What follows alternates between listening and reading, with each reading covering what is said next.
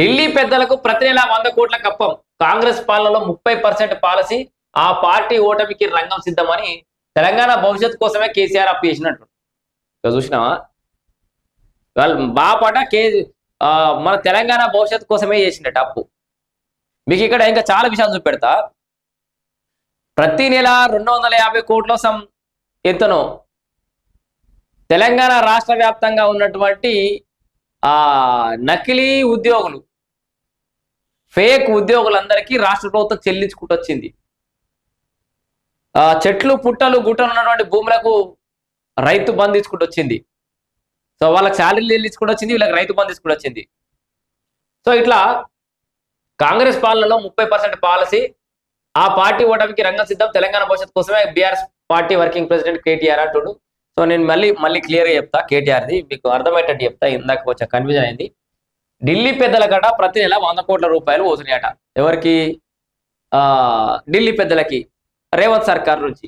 అయితే కాంగ్రెస్ పాలన 30% పాలసీ నడుస్తుందట. ఆ పార్టీ ఓటమికి రంగం సిద్ధమైందట. అయితే ఇక్కడ కేటీఆర్ గారు ఒక విషయం చెప్పిండు. తెలంగాణ భవిష్యత్తు కోసమే కేసీఆర్ అప్పు చేసిండు అంటుండు. ఇక్కడ మరి ఆ భవిష్యత్తులో మన బతుకులు ఏమైనా ఒకసారి మీకు చూపెట్టే ప్రయత్నం చేస్తా. ఎన్ని కేసీఆర్ బాబు మన భవిష్యత్తు కోసమే చేసినట్టు మీరు నమ్మురి. ఆ సపోర్ట్ చిట్కెలు అన్నట్టు మీరు చిట్కెలు ఎత్తా అంటే కూడా నాకు ఇబ్బంది లేదు. దాదాపుగా 250 కోట్లు నేను కొంచెం లెక్క మర్చిపోయినా కానీ అటు ఇటుగా ప్రభుత్వంలో అంటే అసలు ఫేక్ ఉద్యోగాలు, అవుట్ సోర్సింగ్ లా, కాంట్రాక్టర్ రకంగా రకరకాలుగా దొంగ ఉద్యోగులకు అసలు ఉద్యోగాలు ఆడ మనుషులే ఉండరు. వాళ్ళ ఆధార్ కార్డు తోటి వాళ్ళకి అకౌంట్ ఏదో చేసి వాళ్ళకు శాలరీలు ఇవ్వడం, దాని భాగవతం మీకు చెప్పినా కదా. దాదాపు ప్రతి నెల 100 కోట్ల రూపాయలు గత 10 ఏళ్ల కాలంలో బీఆర్ఎస్ పార్టీ అప్పచెప్పింది. అది మన తెలంగాణ భవిష్యత్తు కోసమే. అది ఆ ఫేక్ ఉద్యోగులు ఎవరో కూడా మీకు చెప్పిన పెద్ద ప్రతి డిపార్ట్మెంట్, హెల్త్ డిపార్ట్మెంట్లో కానీ, పోలీస్ డిపార్ట్మెంట్లో కానీ, రెవెన్యూ డిపార్ట్మెంట్లో కానీ, ఏ డిపార్ట్మెంట్లో కానీ దాంట్లో హెడ్ ఆఫ్ ది డిపార్ట్మెంట్ ఎవరైతే ఉంటారో వాళ్ళ ఇళ్లల్లో పనిచేసే పని మనుషులు, కూరగాయలు కడిగేసేటోళ్ళు, కార్ డ్రైవర్లు, సర్కారే ఒక కారు ఇస్తుంది కానీ మేడంకి ఈయన కారు ఉంటాడు కదా, ఆ కారుకో డ్రైవరు, వాళ్ళందరికీ జీతాలు ఎట్లా ఫేక్ గా ఉద్యోగాలు సృష్టించి వాళ్ళకి డబ్బులు ఇసుకుంటా వేరు. గత 10 ఏళ్లలో ఈ సర్కార్ కళ్ళు మూసుకపోయింది. అది కూడా మన భవిష్యత్తు కోసమే. ఒకటి నెంబర్ 1 అయిపోయిందా. నెంబర్ 2, రైతు బంధు పేరుతోటి మల్లారెడ్డి, ఎల్లారెడ్డి, రంగారెడ్డి, వీర నరసింహారెడ్డి అనుకుంటా పెద్ద ఎమ్మెల్యేలకు, మంత్రులకి వాళ్ళ హయాంలో చెట్లు పుట్టలు గుట్టలు వెంచర్లకు కూడా 100 కోట్ల రూపాయలు ఇచ్చుకుంటా వేరు. ప్రతి నెల బాజాప్తా వంచుతామని చెప్పిండు కేసీఆర్ బాబు. అక్కడ కౌలు చేసినోడు రెక్కలు ముక్కలు చేసుకుంటూ లెక్క లేదు. ఆ బీడు భూమి అయినా సరే, కొండలు గుట్టలున్నా సరే వానికి రైతు భరోసా అకౌంట్లో వాడాలి టెన్షన్గా. వాళ్ళు రైతు భరోసా మీద లొల్లి చేసినాయి అందుకు ప్రభుత్వం పోగానే, అధికారం పోగానే ఆ పైసలు వస్తే మంచుకుంటు కనీస ఖర్చులకన్నా అయితే. అట్లా ప్రతి నెల 100 కోట్ల రూపాయలు దోచుకున్నారు.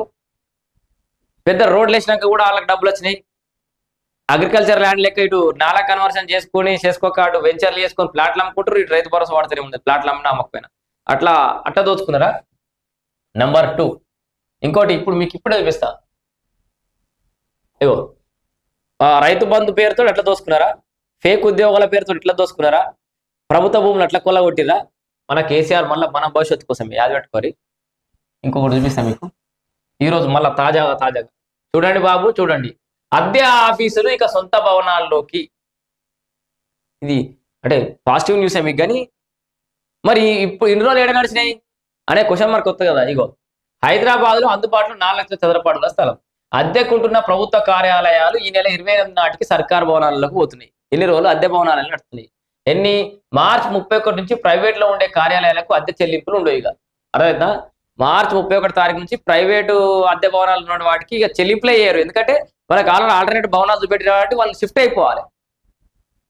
60 ప్రభుత్వ విభాగాలు 4.39 లక్షల చదరపు అడుగుల్లో అద్దెకు ఉంటున్నట్టు తేలిక లెక్క.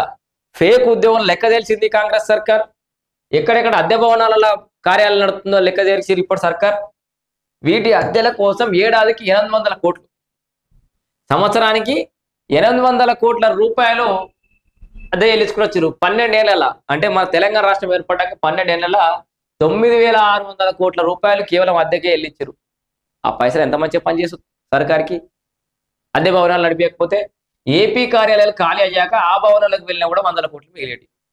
ఈ 9,600 కోట్లకి వెళ్ళి కనీసం ఒక 500 కోట్లు, 1000 కోట్లు, 2000, 3000 కోట్లు అని వేలకోనా అయ్యి ఆంధ్రప్రదేశ్ వాళ్ళు ఖాళీ చేసిరు కదా అప్పుడే 10 years కాగానే. నాకు తెలిసి ముందుగానే కొంతమంది కొన్ని కార్యాలయాలు ఖాళీ అయిపోయి గా సోయలేదు మనకు. ప్రజల సొమ్ము తెలంగాణ సొమ్మును మొత్తం ఇష్టం వచ్చినట్టు ఖర్చు పెట్టి మంచిగా రాజాసాబు లెక్క ఎంజాయ్ చేసి విలాసవంతమైన జీవితాలు గడిపి ఇలా ఏం చేసినా ఏందట బా అన్న డైలాగ్ మళ్ళా చూపెడతా. తెలంగాణ భవిష్యత్తు కోసమే కేసీఆర్ అప్పు చేసిండు. ఇది మా భవిష్యత్తు కోసమా నీకు భవిష్యత్తు కోసమా? కొడుకొక్కడి భవిష్యత్తు కోసం, బిడ్డ భవిష్యత్తు కోసం, అల్లుడి భవిష్యత్తు కోసం, ఆయన తరతరాల భవిష్యత్తు కోసం తెలంగాణ రాష్ట్ర భవిష్యత్తుని ప్రశ్నార్థకంగా చేసింది మీరు కాదా? సో ఇది ఢిల్లీ పెద్దలకు ప్రజల 100 కోట్లు తర్వాత ముచ్చట, కానీ నీ 100 కోట్ల వ్యవహారం బయట రాకుండా చూసుకో.